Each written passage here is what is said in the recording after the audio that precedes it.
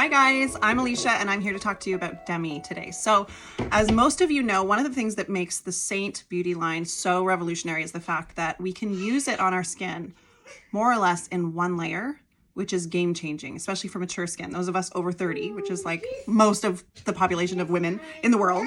And so it's amazing because the less makeup you have to use, the better your skin is going to look. The more skin-like it's going to look, the more glowy and beautiful it's going to look.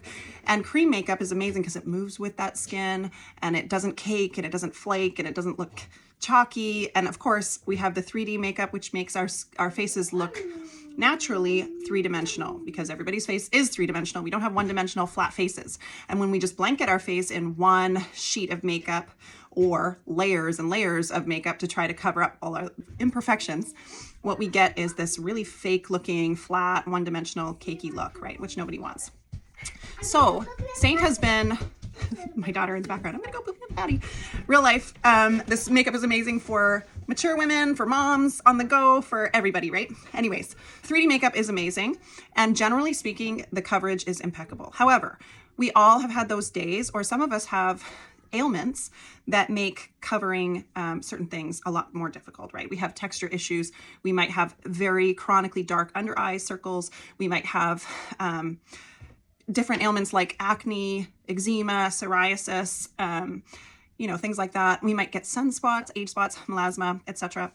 That can just be a little bit more challenging to cover. Seint has been working on a new revolutionary approach to figure that component out for a few years, trying to keep things in one layer and yet wanting to do the best job possible concealing those areas of concern for women.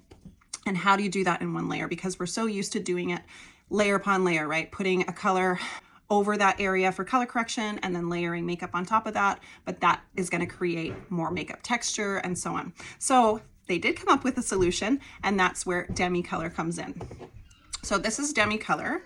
And we now have 3 options for edits for Demi to make it a lot easier for you to select which one is right for you. So we've got the rewind edit, which is great for people with sunspots, age spots, skin damage in that way.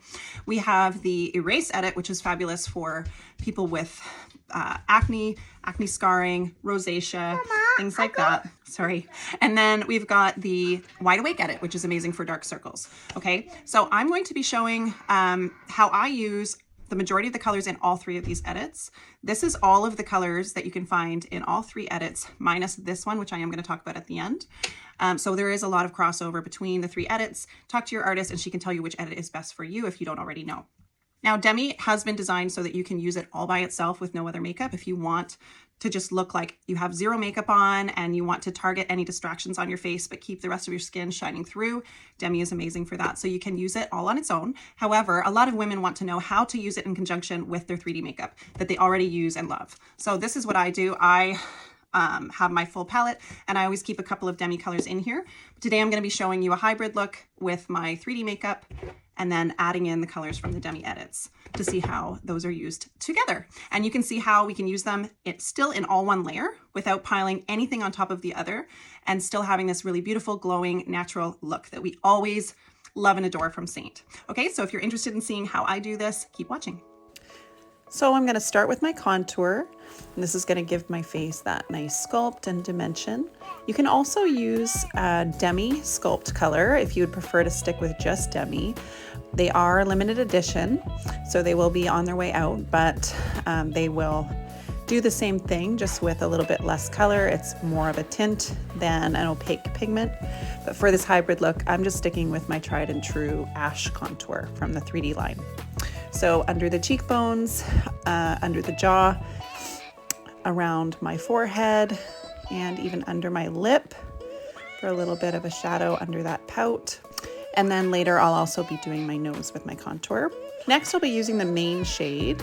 So with your 3D makeup, you've got a main shade, a brightener, and a contour. And this is where a lot of people get confused and think they need to layer. You don't need to do that. I would just suggest putting your main shade in the areas that you're not going to be correcting with Demi. So usually that's kind of the beard area and the forehead. Sometimes, in that mustache area as well, although I'm not going to be doing that today. And then your eyelids. And now I am going to use a little bit of my brightener mostly just to highlight the center of the nose, making that the prominent part of my nose that I want to come forward, and then contouring down the sides where I want the nose to recede. Seint's all about multitasking products, so I'm also going to be using my contour in my brows. This is the line brush. It's a fabulous tool for giving yourself that kind of microbladed eyebrow look. Great for those of us whose brows fell victim to the 90s. We overplucked them and then they never came back. We can cheat that with this line brush using a little bit of our contour. So just kind of working from the bottom up, flicking upwards. It's a nice stiff angled brush, makes it really easy to create those brush strokes. All right, now the hard part, choosing a favorite blush. I'm using Tiger Lily, which is a limited edition color. It's really fabulous. Get your hands on it now if you can, because it won't be available after this limited edition period. I really like how it's such a beautiful, vibrant coral. For lips, you could go right in with that Tiger Lily, but I love to line my lips with a demi color called RV7. This is also a limited edition color. I wish it wasn't. I wish they were keeping it on because it's so good. I love it all over for kind of a vampy look, but I really love to use it just kind of to line my lips and give that definition. And then I'll add my Demi Balm, which is really nice and conditioning. You could also use your Seint lip conditioner, which is also amazing. And when you blend that together, it just looks really nice and natural. I am adding some Tiger Lily on top just to kind of keep that cohesive look with my cheek color. And again, if you want to simplify, just use the same color on your lips and cheeks. So that's it. And that only took a few minutes, but let's now take a few extra minutes to do our demi filtering. And I promise you it's going to be worth it. Most of us are familiar with basic color theory and the color wheel, so we know that opposite colors will cancel each other out, and that's the basis of demi color. However, it does take a little bit of extra stretching of your brain to learn color theory in terms of excess color, meaning you're seeing it as a tint of color over top of your skin. So you kind of have to cancel out skin color underneath it in order to figure out what color you're seeing that's causing the distraction on your skin. Again, totally worth it to take the time to figure it out. It's mind-blowing.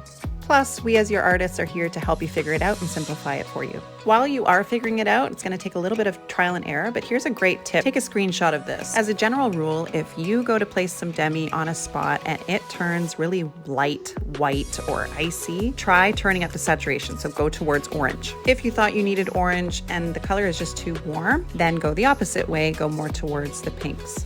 Okay, ready? So let's get started. I always start with the darkest spots first. The darker the spot, the more blues in it. So the very darkest little points need 03. The rest of those spots that look kind of shadowy and dark are going to need 01. So you're going to use 01 in a lot of different areas. Identify blue spots as anything ashy, shadowy, dull, dark. It might even look purple, but it's not going to be vibrant. So we're not going to count anything that's kind of a dark, bluey purple as true purple. Generally speaking, if it's ashy, if it's dull, if it just looks shadowy in general, it's more or less just blue. So on really fair skin like mine, sometimes we have transparent areas where you can literally see the blue and it's really obvious, like this vein, for example.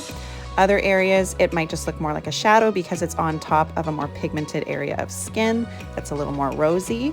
And that's why it might seem a little more purple. But if you just keep in mind those adjectives that I mentioned, dark, shadowy, dull, ashy, that's generally just going to be blue, okay?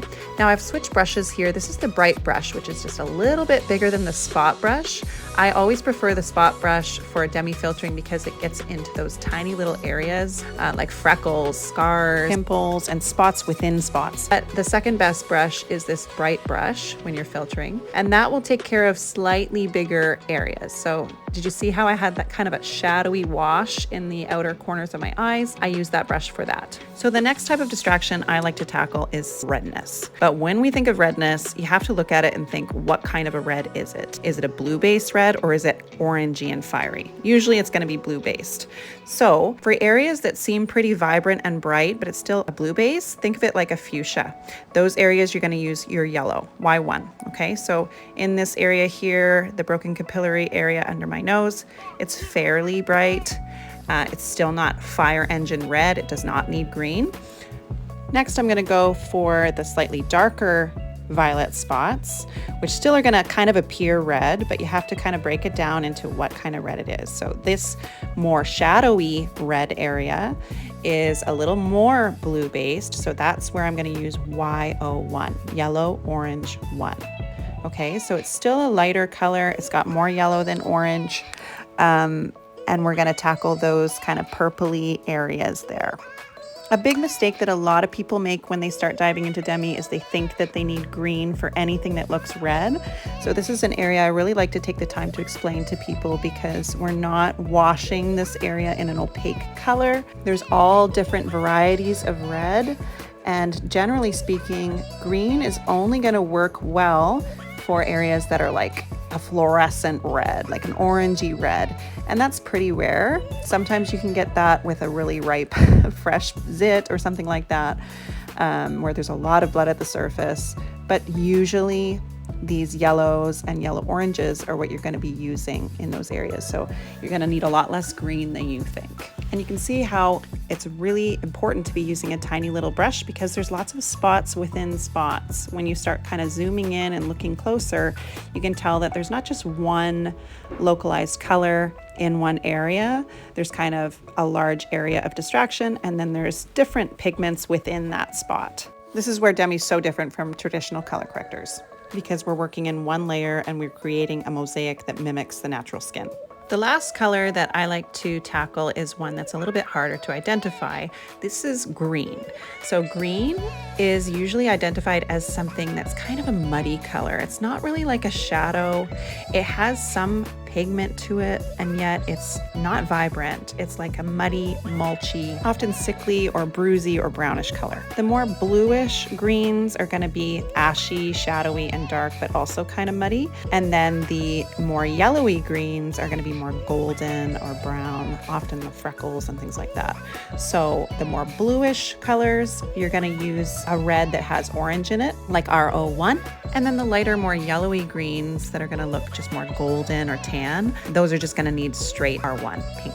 Again, this green is included in the erase edit, but it's very rare that you're going to need it. So I find that the wide awake edit is actually probably the most versatile edit out of all three. If a lot of your distractions include reds and purples, then you might want to add OY1. If you deal with a lot of fiery red inflammation, add G1. Okay, so the last thing I wanted to show you, the one that I don't have in here because it doesn't fit, is O5. So this one is only found in the rewind edit, and it's not crucial, but it is a really nice one for toning. So a lot of people don't know what we mean by toning.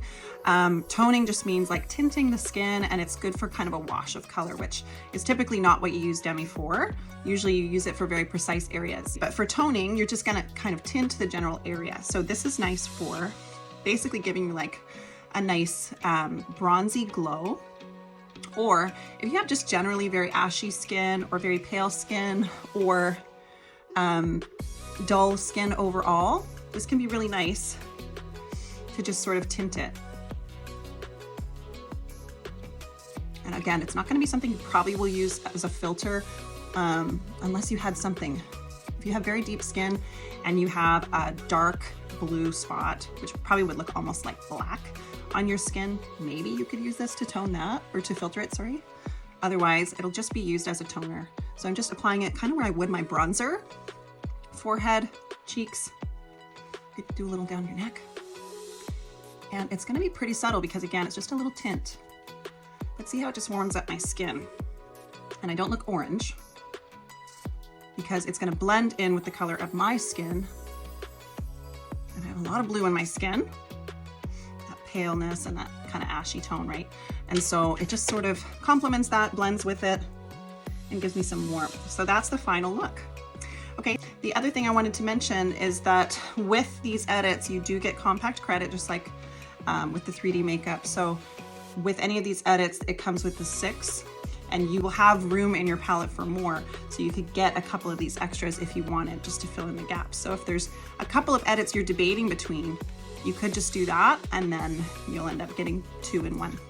All right, so here's today's before and after. Thanks so much for watching.